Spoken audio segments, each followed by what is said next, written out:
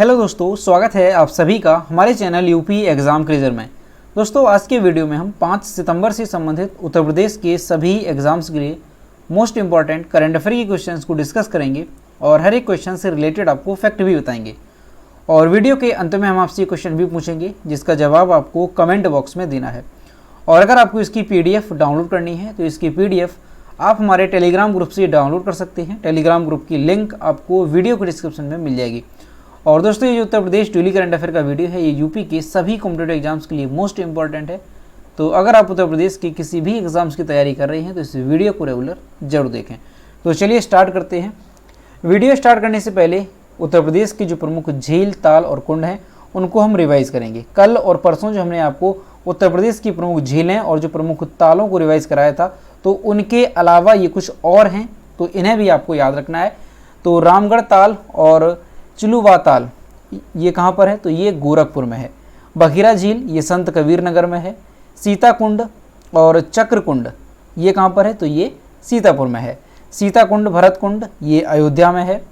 और राधा कुंड, श्याम कुंड, गोविंद कुंड और मानसी गंगा कुंड ये कहाँ पर है, तो ये गोवर्धन और मथुरा में है। मथुरा के गोवर्धन में है। और यहाँ पर ध्यान रखेंगे कि जो आपको सीता कुंड ये बताया ये अयोध्या में है, लेकिन सीता कुंड मिश्रिख अगर ये लिखा हुआ आता है तब आप करेंगे सीतापुर। अगला है कोकिला कुंड और कृष्णा कुंड ये कहाँ पर है, तो कोकिला वन मथुरा में है। कौन सा, कोकिला कुंड और कृष्णा कुंड। नौह झील ये कहाँ पर है, तो ये मथुरा में है, नौह झील। आगे देखते हैं। अगला है बल हापरा ये कहाँ पर है, तो ये कानपुर में है। लक्ष्मी ताल और बरुआ सागर और भसनेह जलाशय ये कहाँ पर है, ये झांसी में है। ठीक है, ध्यान रखेंगे। लक्ष्मी ताल, सागर ताल कहाँ पर है, तो ये बदायूं में है। मदन सागर ये महोबा में है। पंगेली फुलहर या गोमती ताल, गोमती नदी का उद्गम स्थल है, तो ये कहाँ पर है, ये पीलीभीत में है। दहर झील और भिजवान झील, साई नदी का उद्गम स्थल है भिजवान झील, ये कहाँ पर है, तो ये हरदोई में है। देवरिया ताल ये पड़ता है कन्नौज में और भीखा झील ये पड़ती है इटावा में। तो ये उत्तर प्रदेश की प्रमुख झीलें, प्रमुख ताल थे और अक्सर इनसे क्वेश्चन पूछे जाते हैं। तो सभी के सभी आपको अच्छे तरीके से याद रखना है। अब शुरू करते हैं करंट अफेयर्स का सेशन। तो आज का सेशन शुरू करने से पहले हम कल के क्वेश्चंस को रिवीजन करेंगे। कल का पहला क्वेश्चन है, हाल ही में फिक्की ने उत्तर प्रदेश में किसे स्मार्ट पुलिसिंग के लिए सम्मानित किया, तो STF उत्तर प्रदेश को। अगला क्वेश्चन है, उत्तर प्रदेश के कितने शिक्षकों को राज्य शिक्षक पुरस्कार से सम्मानित किया जाएगा, तो 75 शिक्षकों को, यानी एक जिला से एक शिक्षक को चुना जाएगा। और दोस्तों, अगर आपको उत्तर प्रदेश करंट अफेयर की लास्ट 1 ईयर की यानी साल 2021 की आपको PDF ई बुक डाउनलोड करनी है तो इसकी लिंक आपको वीडियो के डिस्क्रिप्शन में मिल जाएगी, वहाँ से आप इसकी PDF ई बुक डाउनलोड कर सकते हैं। इसके साथ ही अगर आपको उत्तर प्रदेश करंट अफेयर की लास्ट 6 मंथ की PDF ई बुक डाउनलोड करनी है तो इसकी लिंक भी आपको वीडियो के डिस्क्रिप्शन में मिल जाएगी, वहाँ से आप ये दोनों PDF ई बुक डाउनलोड कर सकते हैं। और दोस्तों, अगर इसे डाउनलोड करने में कोई प्रॉब्लम होती है तो साइट पर आपको WhatsApp नंबर और ईमेल मिल जाएगा जिस पर आप कॉन्टैक्ट कर सकते हैं। अगला क्वेश्चन है, हाल ही में उत्तर प्रदेश की किस जेल के कैदियों को परोसे जाने वाले भोजन की क्वालिटी के लिए FSSAI द्वारा 5 स्टार की रेटिंग दी गई, तो फतेहगढ़ सेंट्रल जेल को।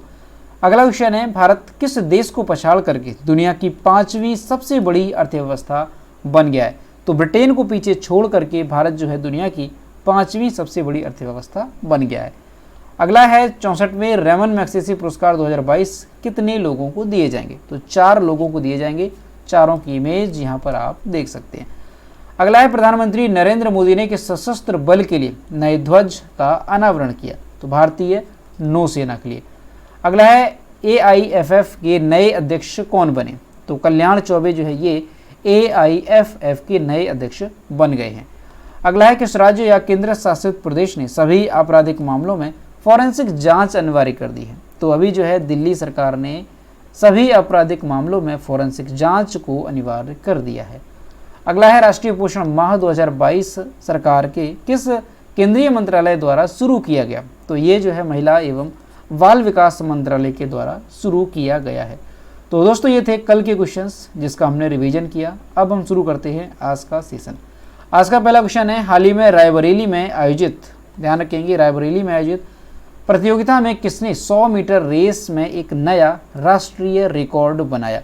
इसका जो करेक्ट आंसर है वो है option number B, Amlan Borgohain. यहाँ पर आप इनकी इमेज देख सकते हैं, ये है अमलान बोरगोहेन। दोस्तों जो भारतीय स्प्रिंटर हैं अमलान बोरगोहेन, इन्होंने अभी जो है एक नया राष्ट्रीय रिकॉर्ड बनाया। 100 मीटर की रेस में इन्होंने जो है एक नया राष्ट्रीय रिकॉर्ड बनाया। और ये जो प्रतियोगिता थी ये कहाँ पर आयोजित थी, तो हमारे उत्तर प्रदेश के रायबरेली में ये प्रतियोगिता आयोजित की गई थी। कौन सी प्रतियोगिता, तो ध्यान रखेंगे इंटर रेलवे एथलेटिक्स चैंपियनशिप। इसमें जो है अमलान बोरगोहेन ने 100 मीटर की रेस में 10.25 सेकेंड का समय लिया और इसी के साथ इन्होंने एक नया राष्ट्रीय रिकॉर्ड बनाया है। हमारे देश में ये रिकॉर्ड बनाया है 100 मीटर की दौड़ में सबसे तेज दौड़ने का, तो ये जो है अमलान बोरगोहेन का। दोस्तों ये जो अमलान बोरगोहेन है इन्होंने किसका रिकॉर्ड तोड़ा है, तो साल 2016 में रिकॉर्ड बना था 100 मीटर की दौड़ में। किसके नाम पर, तो अमीय कुमार मलिक के नाम पर, जिन्होंने 10.26 सेकेंड के समय में 100 मीटर की दूरी को तय किया था और इन्होंने 0.01 सेकेंड का कम समय लिया और इसी के साथ 100 मीटर की रेस का रिकॉर्ड इनके नाम पर हो गया। दोस्तों ये जो अमलान बोरगोहेन है ये असम के रहने वाले हैं और इन्होंने 100 मीटर और 200 मीटर में जो है अपना राष्ट्रीय रिकॉर्ड बनाया है। इन्होंने जो रिकॉर्ड बनाया है 100 मीटर का 10.25 सेकेंड के समय में, इसके बावजूद भी जो बुडापेस्ट में आयोजित होने वाली है विश्व एथलेटिक्स चैंपियनशिप 2023 उसमें ये जगह नहीं बना पाई है, क्योंकि जो ये बुडापेस्ट में आयोजित होगी 2023 की विश्व एथलेटिक्स चैंपियनशिप, उसमें ये मानक रखा गया है कि 100 मीटर की दौड़ के लिए जो प्रवेश मानक है वो 10 सेकेंड होना चाहिए। यानी जो भी व्यक्ति 10 सेकेंड या 10 सेकेंड से कम समय में 100 मीटर की दूरी को तय कर चुके हैं वो ही इसमें भाग ले पाएंगे, तो ये चीज़ ध्यान रखेंगे। हालांकि जो हमारे देश में रिकॉर्ड बना है वो भी काफ़ी इंपॉर्टेंट है। याद रखेंगे कि भारत में जो है सबसे कम समय में 100 मीटर की दौड़ का रिकॉर्ड किसने बना दिया, तो ये बना दिया है अमलान बोरगोहेन ने। अगला क्वेश्चन है, कौन सा राज्य दिल्ली एनसीआर की तर्ज पर राज्य राजधानी क्षेत्र यानी कि एससीआर विकसित करेगा? इसका जो करेक्ट आंसर है वो है option number B, Uttar Pradesh. दोस्तों दिल्ली एनसीआर आप सभी लोग जानते हैं नेशनल कैपिटल रीजन, तो इसी की तर्ज पर हमारे प्रदेश में भी अब जो है क्या बनेगा, राज्य राजधानी क्षेत्र यानी कि एससीआर, स्टेट कैपिटल रीजन। तो ये विकसित कहाँ पर किया जाएगा, तो लखनऊ में ये विकसित किया जाएगा और इसे शहरी नियोजन से संबंधित भविष्य की आवश्यकताओं को ध्यान में रखते हुए विकसित किया जाएगा। अगर हम बात करें कि जो एससीआर विकसित किया जाएगा तो इसमें कौन कौन से जिले जो है वो शामिल रहेंगे, तो अगर बात करें कि कौन कौन से जिले शामिल रहेंगे तो लखनऊ और उसके आसपास के जिले जैसे कि उन्नाव हो गया, सीतापुर हो गया, रायबरेली है, बाराबंकी, कानपुर और कानपुर देहात। तो ये जो जिले हैं इनको जो है शामिल किया जा सकता है एससीआर यानी कि राज्य राजधानी क्षेत्र में। तो ध्यान रखेंगे काफ़ी इंपॉर्टेंट है कि जो उत्तर प्रदेश सरकार है ये एनसीआर की तर्ज पर राज्य में एससीआर विकसित करेगी। अगला क्वेश्चन है, सीएम योगी आदित्यनाथ 23 अक्टूबर को दीपोत्सव समारोह के दौरान कहां पर क्वीन हियो मेमोरियल पार्क का उद्घाटन करेंगे? इसका जो करेक्ट आंसर है वो है ऑप्शन नंबर ए, अयोध्या में। दोस्तों जो मुख्यमंत्री हैं योगी आदित्यनाथ ये 23 अक्टूबर को दिवाली की पूर्व संध्या पर दीपोत्सव समारोह के दौरान एक जो मेमोरियल पार्क है उसका उद्घाटन करेंगे। अब ये जो मेमोरियल पार्क है ये किसका मेमोरियल पार्क है, तो दक्षिण कोरियाई जो प्रतिनिधि मंडल है उसकी उपस्थिति में जो रानी हियो हैं, जो क्वीन हियो हैं, उनका ये मेमोरियल पार्क है जिनका उद्घाटन करेंगे मुख्यमंत्री योगी आदित्यनाथ। यानी कि जो अयोध्या में जो मेमोरियल पार्क बनाया गया है वो दक्षिण कोरियाई की महारानी क्वीन हो के नाम पर जो है बनाया गया है। ठीक है, ये चीज़ ध्यान रखेंगे। और कहाँ पे, तो ये अयोध्या में बना है। दोस्तों योगी आदित्यनाथ और दक्षिण कोरिया की जो प्रथम महिला थी किम जोंग सूक, तो वो जो है 2018 में नवंबर में यूपी के दौरे पर आई थी और दीपोत्सव पर जो है इन्होंने पार्क की आधारशिला रखी थी साल 2018 में। और अभी जो है ये जो मेमोरियल पार्क है ये बनकर के तैयार हो गया है और कब, 23 अक्टूबर को जो है सीएम इसका उद्घाटन करेंगे। दोस्तों ये जो स्मारक है ये अयोध्या की राजकुमारी सूरी रत्न की यात्रा को चित्रित करेगा जिन्होंने कोरिया की यात्रा की थी और राजा किम सुरो से शादी की थी और 48 एडी में रानी हियो हुआंग ओके बन गई थी। यानी कि क्या यहाँ पर मामला है कि अयोध्या की राजकुमारी थी सूरी रत्न, ये जो है कहाँ पर गई, इन्होंने दक्षिण कोरिया की यात्रा की और उस दौरान जो है इन्होंने दक्षिण कोरिया के जो राजा थे किम सुरो उनसे शादी की और 48 एडी में ये जो है वहाँ की रानी बन गई थी किस नाम से, तो हियो हुआंग ओके, ये जो है वहाँ की रानी बन गई थी। तो ध्यान रखेंगे आप। वैसे जो सूरी रत्न हैं, जो रानी हो हैं, ये हमारे यूपी से संबंधित हैं, अयोध्या से। तो इसी वजह से अयोध्या में ही इनका एक स्मारक जो है बनाया जाएगा, मेमोरियल पार्क बनाया जाएगा, जिसका उद्घाटन करेंगे सीएम योगी आदित्यनाथ। अगला क्वेश्चन है, हाल ही में किस राज्य सरकार ने महिलाओं के लिए एक ऋण योजना महिला निधि शुरू की है? इसका जो करेक्ट आंसर है वो है ऑप्शन नंबर सी, यहाँ पर करेक्ट हो जाएगा राजस्थान। दोस्तों, राजस्थान के मुख्यमंत्री अशोक गहलोत ने महिलाओं के लिए एक ऋण योजना शुरू की है। कौन सी? महिला निधि के नाम से। ये जो योजना है, इसके माध्यम से नया व्यवसाय शुरू करने के लिए महिलाओं को ऋण की उपलब्धता कराई जाएगी और 48 घंटे के भीतर जो है 40,000 रुपये तक का ऋण महिलाओं को उपलब्ध कराया जाएगा। और वहीं अगर हम 15 दिनों के भीतर की बात करें तो 40,000 से अधिक का ऋण जो है वितरित किया जाएगा। यानी कि 40,000 से अधिक अगर ऋण लेना है तो 15 दिनों का समय उसमें लगेगा मैक्सिमम, और अगर 40,000 तक ऋण लेना है तो 48 घंटे के भीतर ये अवेलेबल करा दिया जाएगा। दोस्तों, तेलंगाना के बाद जो राजस्थान है, ये महिला निधि योजना को स्थापित करने वाला देश का दूसरा राज्य बन गया है। तो ध्यान रखेंगे आप, काफ़ी इंपॉर्टेंट है कि हाल ही में किसने महिलाओं के लिए ऋण योजना महिला निधि की शुरुआत की है, तो ये राजस्थान ने की है। और इससे पहले महिलाओं के लिए महिला निधि जो ऋण योजना है वो तेलंगाना शुरू कर चुका है। तो जो राजस्थान है, ये दूसरा राज्य बन गया है। और दोस्तों, यहाँ पर राजस्थान की बात है तो सबसे पहले हम यहाँ पर मैप में देखेंगे कि राजस्थान है कहाँ पर। तो इंडिया का ये मैप है और यहाँ आप देख सकते हैं जो राजस्थान है कहाँ पर है, तो गुजरात के ऊपर जो है राजस्थान, यहाँ पर आप मैप में देख सकेंगे। जो राजस्थान है ये भारत के किन किन राज्यों की सीमा को टच कर रहा है, तो गुजरात को कर रहा है, मध्य प्रदेश को कर रहा है, उत्तर प्रदेश को कर रहा है और हरियाणा और ऊपर की ओर पंजाब। तो ये सारे राज्य हैं जिनकी सीमा को साझा करता है राजस्थान। राजस्थान की कैपिटल है जयपुर। राजस्थान के चीफ मिनिस्टर हैं अशोक गहलोत और राजस्थान के गवर्नर हैं कलराज मिश्रा।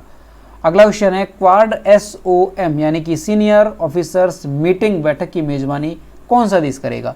तो क्वाड की जो मीटिंग है उसकी मेज़बानी करेगा हमारा देश भारत। ऑप्शन नंबर सी इसका करेक्ट होगा। दोस्तों, जो इंडिया है ये 5 से 6 सितंबर 2022 को नई दिल्ली में क्वाड ग्रुपिंग की आधिकारिक स्तर की बैठक की मेज़बानी करेगा। ताइवान को लेकर के चीन के साथ जो तनाव बढ़ा है उसके बाद यह पहली वरिष्ठ अधिकारियों की बैठक होगी। तो ध्यान रखेंगे, जो क्वाड ग्रुपों की बैठक है उसकी मेज़बानी कौन सा देश करेगा, तो हमारा इंडिया करेगा। और वैसे अगर हम बात करें कि क्वाड के सदस्य कौन कौन से हैं, तो 4 सदस्य देश हैं इसमें।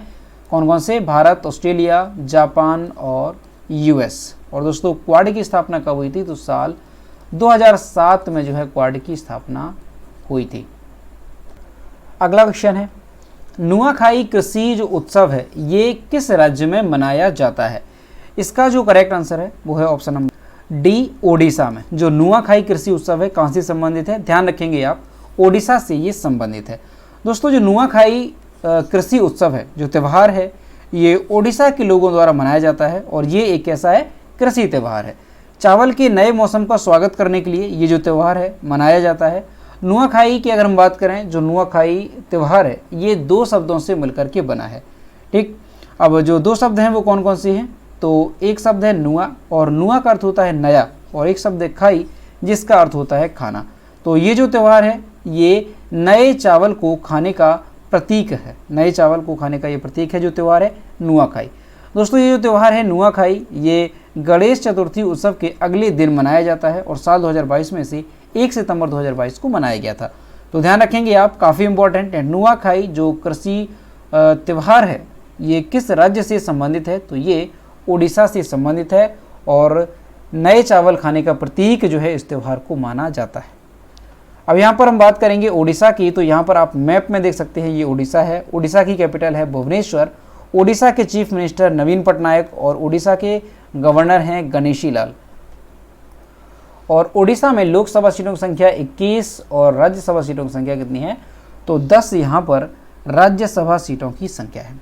अगला क्वेश्चन है, किस देश के प्रधानमंत्री भारत की 4 दिवसीय यात्रा पर आएंगे? इसका जो करेक्ट आंसर है वो है ऑप्शन नंबर ए, बांग्लादेश की। दोस्तों, बांग्लादेश की जो प्रधानमंत्री हैं शेख हसीना, क्या नाम है? शेख हसीना। ये जो है 5 सितंबर 2022 को भारत की 4 दिवसीय यात्रा पर आएंगी। वह प्रधानमंत्री नरेंद्र मोदी के साथ द्विपक्षीय परामर्श करेंगी। इससे पहले अगर हम बात करें, जो शेख हसीना है बांग्लादेश की प्रधानमंत्री, ये भारत की यात्रा पर कब आई थी? तो इससे पहले ये अक्टूबर 2019 में भारत की यात्रा पर आई थी। और दोस्तों अगर हम अपने देश से बात करें कि हमारे देश से राष्ट्रपति और जो प्रधानमंत्री हैं ये कब बांग्लादेश के दौरे पर गए हुए थे, तो भारत की ओर से पूर्व राष्ट्रपति रामनाथ कोविंद और प्रधानमंत्री नरेंद्र मोदी मार्च और दिसंबर 2021 के बीच बांग्लादेश की यात्रा पर गए हुए थे। तो यहाँ से ध्यान रखेंगे, हाल ही में हमारे देश में किस देश के प्रधानमंत्री जो है 4 दिवसीय यात्रा पर आएंगी? तो बांग्लादेश की प्रधानमंत्री, नाम ध्यान रखेंगे शेख हसीना।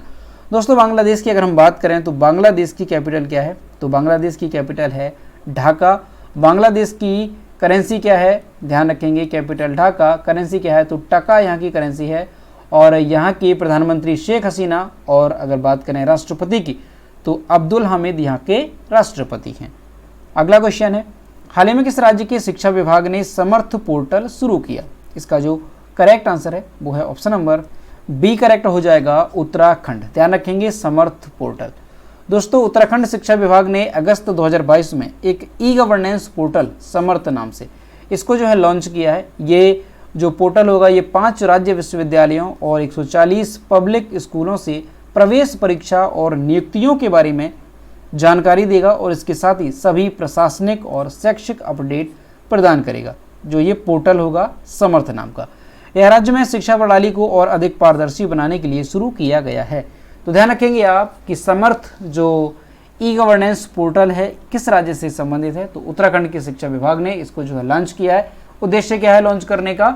तो जो स्कूल हैं 140 पब्लिक स्कूल और 5 राज्य विश्वविद्यालय, तो उनमें जो है प्रवेश परीक्षा और नियुक्तियों के बारे में जानकारी मिलेगी इस पोर्टल पर। इसके साथ ही सभी तरह की प्रशासनिक और शैक्षिक अपडेट जो है इसी पोर्टल पर अवेलेबल रहेंगे। तो ध्यान रखेंगे कहाँ से संबंधित है? उत्तराखंड से।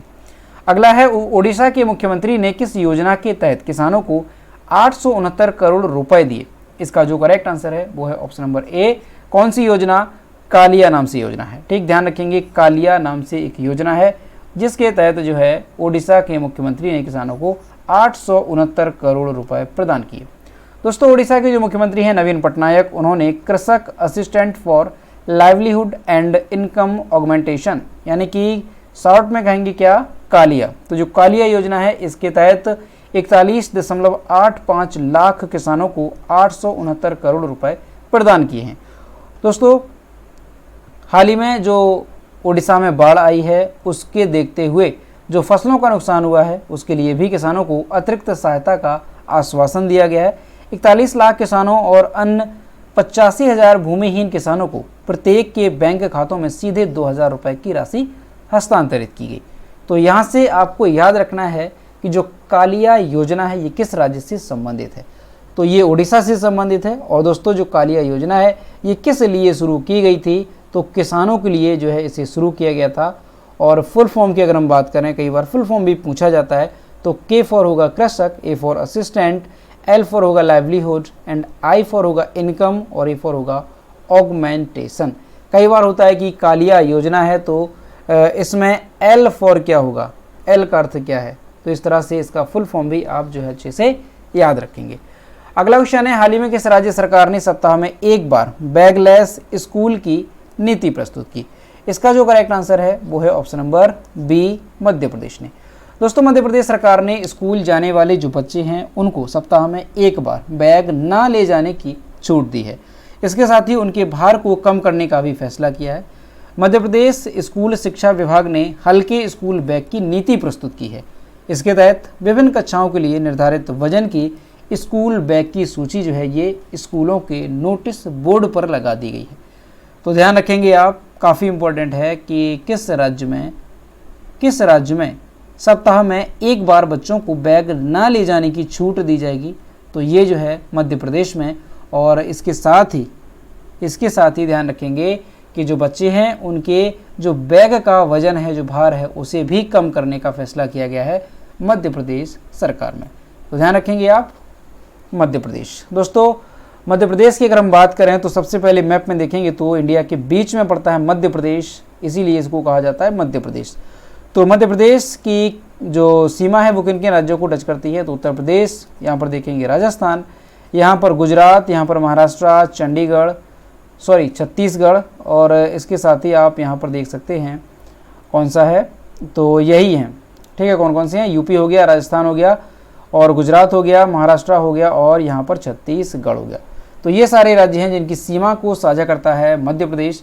मध्य प्रदेश की कैपिटल क्या है, तो भोपाल मध्य प्रदेश की कैपिटल है। मध्य प्रदेश के चीफ मिनिस्टर शिवराज सिंह चौहान, और मध्य प्रदेश के गवर्नर हैं मंगू भाई छगन भाई पटेल। मध्य प्रदेश में लोकसभा की सीटें 29 और राज्यसभा सीटों की संख्या 11।